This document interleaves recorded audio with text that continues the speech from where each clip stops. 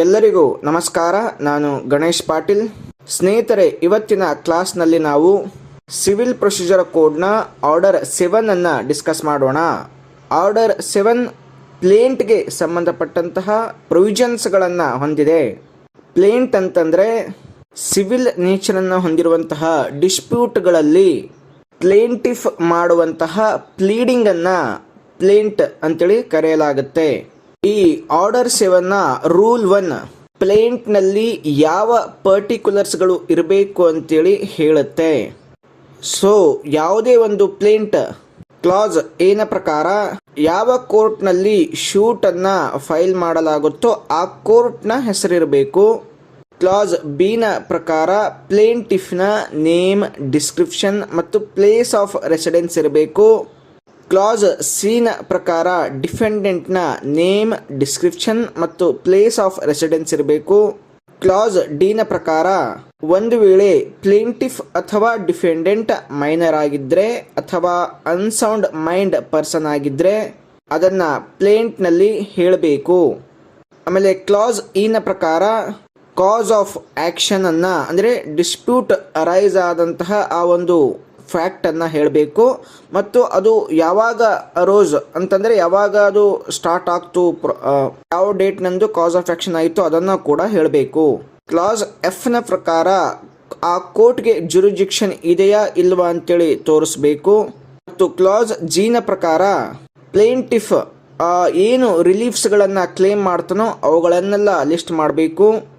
Class ಎಚ್ನ ಪ್ರಕಾರ plaintiff ತನ್ನ ಪ್ಲೇಂಟ್ನಲ್ಲಿ set ಆಫ್ಗೆ ಅಥವಾ ಯಾವುದೋ ಒಂದು ಕ್ಲೇಮ್ನ ಒಂದು ಪೋರ್ಷನನ್ನು ರಿಲಿಂಕ್ವಿಶ್ ಮಾಡೋ ಹಾಗಿದ್ದರೆ ಅಥವಾ ಯಾವುದೋ ಒಂದು ಅಮೌಂಟನ್ನು ಅಲೋ ಮಾಡೋ ಹಾಗಿದ್ದರೆ ಅಥವಾ ರಿಲಿಂಕ್ವಿಶ್ ಮಾಡೋ ಹಾಗಿದ್ದರೆ ಅದನ್ನು ಕೂಡ ಪ್ಲೇಂಟ್ನಲ್ಲಿ ಅವರು ಬರಿಬೋದು.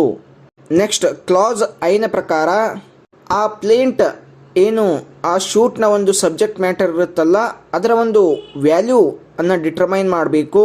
ಯಾಕೆ ಅಂದರೆ ಜುರಿಜಿಕ್ಷನ್ ಪರ್ಪೋಸ್ಗಾಗಿ ಮತ್ತು ಕೋರ್ಟ್ ಫೀಯನ್ನು ಕಟ್ಟುವ ಸಲುವಾಗಿ.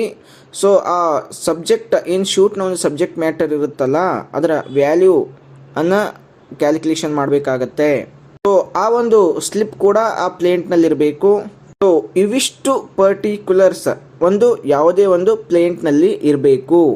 ಈ ಎಲ್ಲ ಪರ್ಟಿಕ್ಯುಲರ್ಸ್ಗಳು ಎಲ್ಲ ಪ್ಲೇಂಟ್ನಲ್ಲಿ ಇರಬೇಕಂತೇನಿಲ್ಲ. ಅಂದರೆ ಇದರಲ್ಲಿರುವಂತಹ ಕೆಲವೊಂದು ಪರ್ಟಿಕ್ಯುಲರ್ಸ್ಗಳು ಆ ಪ್ಲೇಂಟ್ನಲ್ಲಿ ಮೆನ್ಷನ್ ಮಾಡಿರಬೇಕು.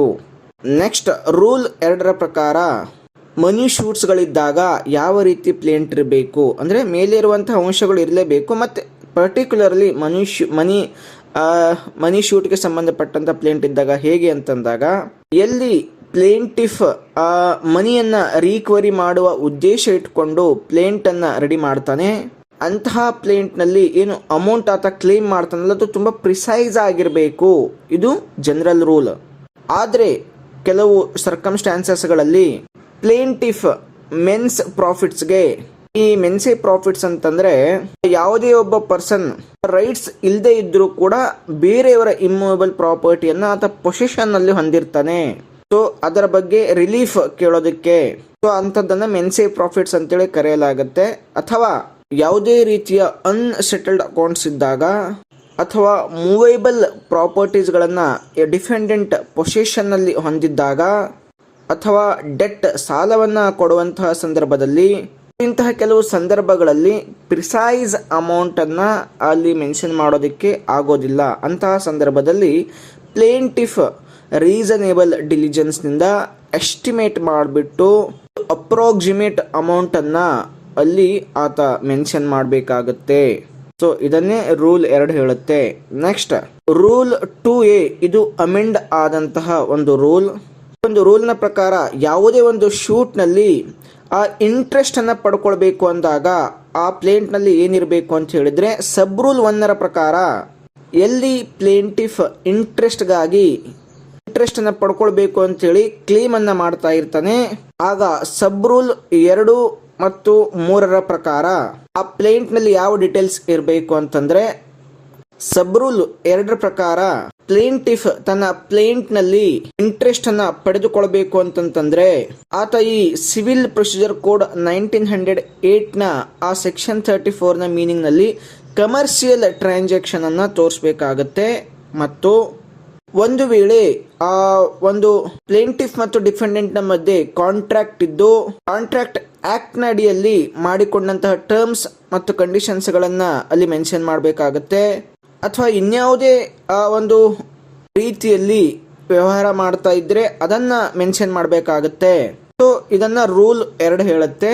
ರೂಲ್ 3ರಲ್ಲಿ ಏನು ಹೇಳುತ್ತೆ ಅಂದ್ರೆ, ಆ ಮನಿ ರಿಕವರಿ ಶೂಟ್ ನಲ್ಲಿ ಪ್ಲೀಡಿಂಗ್ಸ್ ನಲ್ಲಿ ಯಾವ ರೇಟ್ ಆಫ್ ಇಂಟ್ರೆಸ್ಟ್ ಅನ್ನ ಕ್ಲೇಮ್ ಮಾಡ್ತಾ ಇದ್ದಾರೆ ಅದು ಮೆನ್ಷನ್ ಇರಬೇಕು. ಮತ್ತು ಯಾವ ಡೇಟ್ ನಿಂದ ಕ್ಲೇಮ್ ಮಾಡ್ತಾ ಇದ್ದಾರೆ ಆ ಡೇಟ್ ಮೆನ್ಷನ್ ಮಾಡಿರ್ಬೇಕು.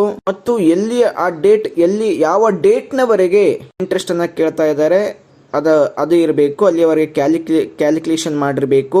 ಮತ್ತು ಅವರ ಒಂದು ಆ ಡೇಟ್ಸ್ ಗಳ ಪ್ರಕಾರ ಎಷ್ಟು ಇಂಟ್ರೆಸ್ಟ್ ಟೋಟಲ್ ಅಮೌಂಟ್ ಅನ್ನು ಕೊಡಬೇಕು ಅದನ್ನ ಕೂಡ ಕ್ಲೇಮ್ ಮಾಡಿರಬೇಕು. ಆ ಒಂದು ಡೇಟ್ ಆದಮೇಲೆ ಅಂದರೆ ಸಾಲ ತಗೊಂಡ ಡೇಟ್ನಿಂದ ಅಥವಾ ಯಾವುದೋ ಒಂದು ಅಮೌಂಟ್ ಆ ಡೇಟ್ನಿಂದ ಒಂದು ನೆಕ್ಸ್ಟ್ ಡೇಟ್ನವರೆಗೆ ಅದ ನಂತರ ಡೈಲಿ ರೇಟ್ ಆಫ್ ಇಂಟ್ರೆಸ್ಟ್ ಎಷ್ಟಾಗುತ್ತೆ ಅದನ್ನು ಕೂಡ ಅವರು ಹೇಳಿರಬೇಕು. ಸೊ ಈ ರೀತಿಯಾಗಿ ಮನಿ ಶೂಟ್ಸ್ಗಳಲ್ಲಿ ಇಂಟ್ರೆಸ್ಟ್ ಏನಾದರೂ ಕ್ಲೇಮ್ ಮಾಡಿದ್ರೆ ರೂಲ್ 2A ಪ್ರಕಾರ ಆ ಪ್ಲೇಂಟ್ನಲ್ಲಿ ಈ ಎಲ್ಲ ಒಂದು ಪರ್ಟಿಕ್ಯುಲರ್ಸ್ಗಳು ಇರಬೇಕು ಅಂತೇಳಿ ರೂಲ್ 2A ಹೇಳುತ್ತೆ. ಸ್ನೇಹಿತರೆ, ಇಂದು ನಾವು ಈ ಕ್ಲಾಸ್ನಲ್ಲಿ ರೂಲ್ 1, 2 ಆ್ಯಂಡ್ 2A ಡಿಸ್ಕಸ್ ಮಾಡಿದ್ವಿ. ನೆಕ್ಸ್ಟ್ ಕ್ಲಾಸ್ನಲ್ಲಿ ಉಳಿದ ಒಂದು ರೂಲ್ಸ್ಗಳನ್ನು ಇದೇ ಆರ್ಡರ್ 7ನಲ್ಲಿ ಬರುವಂಥ ರೂಲ್ಸ್ಗಳನ್ನು ಡಿಸ್ಕಸ್ ಮಾಡೋಣ. ಎಲ್ಲರಿಗೂ ನಮಸ್ಕಾರ.